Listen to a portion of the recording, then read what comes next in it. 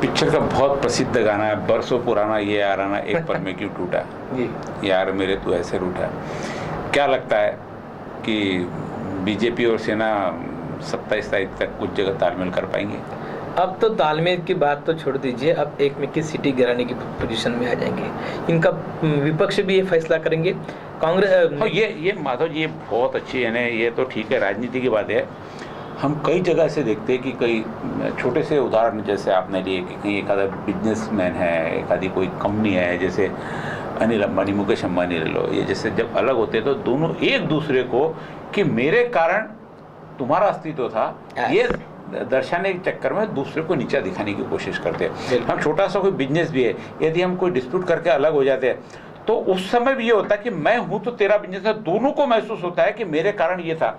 तो दोनों एक दूसरे को बजाय अपन ने क्या अच्छा करना है बड़े हुए, दोनों एक दूसरे को नुकसान पहुंचाने का कोशिश करते हैं। तो मुझे लगता है महाराष्ट्र की राजनीति में भी राष्ट्रवादी कांग्रेस को नुकसान पहुंचाएंगे, कांग्रेस राष्ट्रवादी को नुकसान पहुंचाएंगी और सेना बीजेपी को, बीजेपी की सेना को। क्योंकि क्या है, दोनों नहीं चाहेंगे कि मुझसे ज्यादा सीटें उसकी आए। जी जी, ये महत्व रहेगा। परिमल जी, आपको क्या इस बारे में लगता है कि दोस्ती का जब मामला टूटता है तो निश्चित एक दूसरे के दुश्मन ज्यादा बन जाते हैं? जी बिल्कुल ऐसा ही है, लेकिन एक आपने देखा होगा कि देवेंद्र फडणवीस ने एक वक्तव्य अपने प्रेस कॉन्फ्रेंस में दिया कि हम सेना के खिलाफ नहीं बोलेंगे, चाहे उनकी तरफ से कोई आता है तो हम आरोप का जवाब भी नहीं देंगे। यानी कहीं ना कहीं वो अपनी स्थिति या अपने एक तरीके आपको से, क्या लगता है कि कोई राजनीति ने बोल दिया उसी पे कायम रहेगा करके? नहीं, लेकिन बीच में 4 दिन पहले वो युति हो जाएगी, फिर युति टूटेंगी नहीं, वो एक अलग बात है। लेकिन देखिए, क्योंकि उन्हें मालूम है अगर आपस में भिड़ जाएंगे तो राष्ट्रवादी और कांग्रेस की सत्ता से जो उनको विमुख करना है, उनके हाथ से छीनना वो मुश्किल है। लेकिन आज भी देखिए, अभी 15-25 सालों से कोई कल्पना नहीं कर पा रहा था कि बीजेपी और शिवसेना अलग होगी। आप अलग होती तो इसके ये जो चुनाव में है, ये हमें एक नया दिशा देगी राजनीति के, महाराष्ट्र की राजनीति। नहीं, अभी ये अलग होने के आपसे आने से पहले हमारी डिस्कस हुई थी, केंद्र में जो सरकार बैठी है अभी, वो सरकार खुद के प्रति इतनी कॉन्फिडेंट है कि हम अकेले भी लड़ सकते हैं और हो सकता है। और यहाँ सेना को ऐसा लग रहा है कि हमारे कारण ये नहीं लड़ सकते। ये बहुत बेसिक फर्क है इसमें। नहीं, इसमें एक बहुत, मुझे ऐसा लगता है बहुत छुपा हुआ एक एजेंडा, अगर किसी ने ध्यान दिया हो तो। देखिए, एक ऐसी बात हो रही है कि बीजेपी हमेशा छोटे राज्यों की पक्ष धर रही है। बिल्कुल, विदर्भ का मुद्दा बीजेपी के कोर कमेटी में एकदम प्राइम मुद्दा है। वो हमेशा से विदर्भ को अलग करना चाहती है। एक मुद्दा और जोड़ दिया। अच्छा, हाँ, अच्छा नहीं, मुद्दा ये मुद्दा देखिए, अगर हम एक पूरी तरीके से लॉन्ग टर्म की पूरी राजनीति आज की नहीं है, केंद्र में सत्ता है बीजेपी की, उन्हें कोई सपोर्ट करे ना करे, चाहे तो वो अगर विदर्भ में और महाराष्ट्र में इतने विधानसभा के सदस्य आ जाते हैं कि इनके सरकार बनती है, तो मुझे लगता है कि आने वाले अगले साल में ये विदर्भ को महाराष्ट्र से अलग कर देंगे। जो उनकी प्रोसेस शुरू हो जाएगी 1 साल का भीतर। अभी से मुझे ऐसा लगता है कि विदर्भ को अलग कर कहीं ना कहीं, अब उनके बीजेपी वालों के एक आदत है कि जितने छोटे राज्य रहेंगे उतने बीजेपी की सत्ता वहां रहेगी। ये अगर आप देखते भी आए हैं, और एक बात उनके मैनिफेस्टो में है, अगर आपकी जानकारी हो तो विदर्भ का मुद्दा हमेशा उनके मैनिफेस्टो में। एक बात मैं जोड़ दूं उसके साथ कि सेंट्रल में जो गवर्नमेंट है वो तो ये चाहते हैं कि हमारे विपक्ष का कोई नेता न बने। कांग्रेस की हालत इतनी बेकार कर दी, उन्हें राष्ट्रवादी से एतराज नहीं है, उन्हें कांग्रेस से एतराज है। वो चाहते कि सीएम या फिर विपक्ष का लीडर भी बने तो राष्ट्रवादी का बने। यानी ये फैसला करने वाले हैं कि विपक्ष का लीडर कौन बनेगा, ये फैसला करने वाले हैं। और जब तक ये हवा नहीं देंगे राष्ट्रवादी को, तब तक एक कांग्रेस वहां से उनकी संघ का विरोध कांग्रेस को है। वो चाहते कि सब कांग्रेस मुक्त भारत करना है।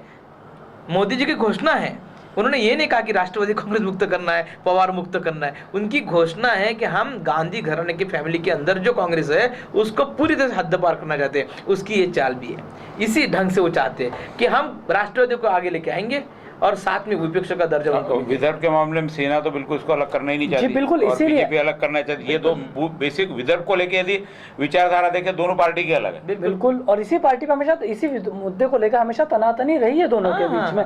चाहे वो विधानसभा के सत्र हो, जब देवेंद्र फडणवीस ने पृथक विदर्भ का एक विधेयक पेश किया था, विधेयक दिया था विधानसभा में, तो उसका विरोध करने वाले सबसे ज्यादा सेना के थे, जबकि वो विपक्ष में थे। लेकिन फिर भी कहीं ना कहीं राणे साहब ने भी पुराना मोरारजी टाइम का मुद्दा उठा दिया कि मोरारजी ने मुंबई को गुजरात में मिलाने की कोशिश की थी। इसी वक्त इसी चुनाव में स्वतंत्र विदर्भ का मुद्दा आ सकता है। इसी चुनाव में विदर्भ से पूरी बीजेपी, अगर हम पिछले चुनाव की बात करें तो पिछले चुनाव में भी पूरे विदर्भ में बीजेपी वालों का मुद्दा था पृथक विदर्भ का नारा उन्होंने दिया था। बिल्कुल। उन्होंने कहा था हम सत्ता में आएंगे तो पृथक विदर्भ हम बना कर देंगे, बिल्कुल। पर उस समय उनकी कुछ ऐसी मजबूरियां थी कि वो आप कोलिशन में है तो आप अलायंस के साथ आप नहीं कर सकते थे। लेकिन मुझे ऐसा लगता है कम से कम 24 से 26 बार बीजेपी की तरफ से पृथक विदर्भ के लिए विधेयक दिए गए हैं विधानसभा में, तो कहीं ना कहीं मुझे ऐसा लगता है कि ये एक मुद्दा बनेगा। एक बात बहुत स्पष्ट रूप से सामने आई है कि जब उन्होंने अभी सेंट्रल का इलेक्शन लड़ लिया लोकसभा का, तो बीजेपी की इतनी तैयारी थी, ना कांग्रेस की थी ना किसी प्रादेशिक पक्ष की थी, ना बीएसपी ना सपा ना कोई, तो मैनेजमेंट जो है इलेक्शन मैनेजमेंट बीजेपी का रेडी है। नहीं, और एक मजे की बात, मेरी मुंबई में भी कुछ नेताओं से, शिवसेना के नेताओं से बात हो रही थी, तो उन्होंने मैंने बहुत ऐसी बात बताई कि हम मुगालते में रह गए, बोले कि हमें ऐसा लगा कि हम आखिर तक सोच रहे कि युति कहीं ना कहीं आकर बन जाएगी, लेकिन इन 3 दिनों में बीजेपी ने अपनी पूरी चालें चल ली और 288 सीटों के लिए उनका खाका तैयार था, किसे देना है, किसे सपोर्ट करना है, किसे समर्थन देना है, और यही मुगालते में यहाँ शिवसेना। लेकिन शिवसेना ने मुगालते में शिवसेना ने भी कहीं पे भी युति बचाने की कोशिश नहीं की। बात सीटों की हो गए थे, ये विचारों तो सेकेंडरी चीज है, फ्रंट में हमारे वजह अगर आप समझे नहीं, अगर मैं आपको बता दूं, शिवसेना हमेशा से बड़े भाई की भूमिका में रहा है, उसे अभी भी लगा कि वो बड़ा है, वो कहेगा, जैसे एक आदरणीय बाला साहेब ठाकरे का एक हमेशा ये रहता था, हे म्हटलं करायचं, वो उन्होंने लगा कि शायद छोड़ देती तो शिवसेना ही खत्म हो जाती। बाला साहब में और उद्धव साहब में बहुत फर्क है ना, ये मानते नहीं ना, बेसिकली फर्क है। नहीं, ये समझ लेना चाहिए, क्योंकि नहीं, ये शिवसैनिकों को मानने में समय लगेगा और शिवसैनिकों को मानना पड़ेगा। दोस्ती सेक्रीफाइस करने की चीज है, न कि एक दूसरे हम आदेश करेंगे कि जो भाषा है वो शायद आने वाले उस समय कब कि जब केंद्र में बीजेपी नहीं हुआ करती थी, केंद्र में बीजेपी की बहुत कम होती थी, केंद्रीय बीजेपी मेरे ख्याल से 3-4 सीटें थी उस टाइम पे भी, यहाँ सेना की थी, तो सेना उस हिसाब से प्रादेशिक पार्टी में बड़ी हो गई यहाँ पे। हाँ, वही, लेकिन अब ये प्रादेशिक पार्टी को बीजेपी प्रादेशिक पार्टी को हटानी चाहिए, ये एजेंडा तो ध्यान में होना चाहिए। हाँ, ये कहीं तो बहुत पहले का एजेंडा, जैसे सेना प्रमुख 100 सालों में 200 सालों में एक सेना प्रमुख आते हैं राजनीति के अंदर, ऐसे सेना प्रमुख फिर से नहीं आने वाले, ना इसके पहले आए हुए। सेना प्रमुख के बाद कोई सेना प्रमुख नहीं है, ये बात पचने रही, और ये बात जब तक ये नेतृत्व समझेंगे नहीं, क्योंकि सेना प्रमुख निर्णय लेते थे, आज ऐसे बताया जा रहा है कि ये इनके पीछे नहीं। और अगर मैं एक बात करें, राजनीति में कभी भी उद्धव ठाकरे राजनीति में सक्रिय नहीं थे। उद्धव ठाकरे की वजह राज ठाकरे काफी सक्रिय थे जब वो शिवसेना में थे, तो ऐसा कहा जाता था कि बाला साहब ठाकरे का अगर कोई वारसा या उत्तराधिकारी रखेंगे तो राज ठाकरे। जो डिस्प्यूट हुआ उसके बाद बहुत सालों तक, लगभग 3 सालों तक उद्धव ठाकरे को नेता नहीं माना गया, बिल्कुल, जब तो उन्हें किसी ने भी शिवसेना में ही काफी दो फाड़ हो गए थे, बिल्कुल। लेकिन फिर बाला साहब ठाकरे के निधन के पश्चात अब जब उन्होंने बागडोर संभाली, एक उसके बाद लोकसभा चुनाव हुआ, अब उसमें हम ये कह सकते हैं कि उसमें मोदी लहर चली, खुद शिवसैनिक मानते हैं, शिवसेना मानती है, तो अब ये मौका है, बिल्कुल। अब पता चलेगा कि कितने शिवसैनिक और किस तरीके से, क्या बाला साहब ठाकरे के वारिस कहला सकते हैं या फिर कैसे उनके राजनीतिक उत्तराधिकारी। परीक्षा की घड़ी है, पिछली बार तो मोदी के कारण आ गया, अभी यदि अलग लड़ते, इस टाइम पे इन्होंने अपना जो आंकड़ा है वो बना के रख लिया, तो निश्चित भी महाराष्ट्र में इनकी स्थिति बहुत अच्छी है, माना जाएगा। मुझे ऐसा लगता है कि ऐसा कुछ हो पाएगा। मुझे ऐसा लगता है कि ये चारों अगर पार्टियां अलग अलग लड़ रही है, तो ये सही मौका है महाराष्ट्र में अपनी ताकत बताने का कि हम कितने पानी में है या हम कितना कर सकते हैं। इसमें एक चीज और बताता, ये पार्टी की युति के कारण पिछले कई सालों से हमने देखा कि अपक्ष लोगों का अस्तित्व खत्म होते चल जा रहा था। अपक्ष आदमी लड़ ही नहीं सकता था, क्योंकि 2 पार्टी 3 पार्टियों की युति होती थी, सारा बहुत नुकसान ज्यादा होता था। आज 5 पंचरंगी लड़ाई में अपक्ष लोगों का वापस सबका एक बहुत ज्यादा उसमें एक उत्साह आ गया, जिनको पार्टी से टिकट नहीं मिलती, अभी तो पार्टी से कोई नाराज भी हो गया, यदि वो अपक्ष खड़ा रहता तो उसको, यदि ये स्थिति पिछली बार सुनील देशमुख के टाइम पे रहती तो सुनील देशमुख तो आसानी से चुन के आ जाता था।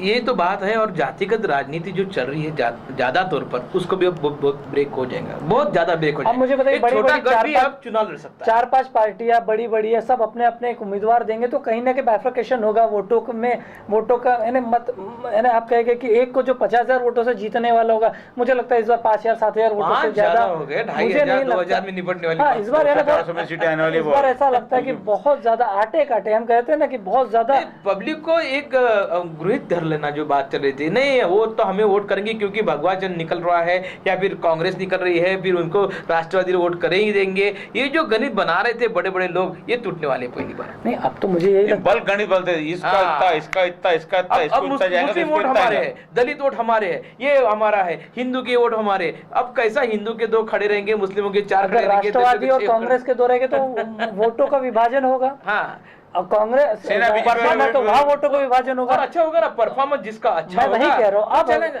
और इस मामले में मुझे कहीं ना कहीं भारतीय जनता व्यक्तिगत महत्व ज्यादा आ जाएगा। और भारतीय जनता पार्टी का जो कैडर बेस बना हुआ है उसका फायदा भारतीय जनता पार्टी मुझे लगता है इन चुनावों में पूरी तरीके से कैश करेगी। जनता पार्टी की महाराष्ट्र में बहुत बड़ी परीक्षा है। यदि इस बार अपने अकेले के बल पे लड़के वो अपनी सीटें हासिल कर ले तो नहीं, निश्चित जनता पार्टी ने अभी जो सेटिंग किया है, जो दिख रहा है सेटिंग, वो पूरी तरह से उन्होंने राष्ट्रवादी कांग्रेस, जहां तक हमें पता है कि गोपीनाथ मुंडे जाने के पहले नारायण राणे भी चाहते थे कि मैं आऊं जी। सेंट्रल से मैसेज है कि कांग्रेस को खत्म करना है, साथ साथ में इनको बैठाना है नीचे।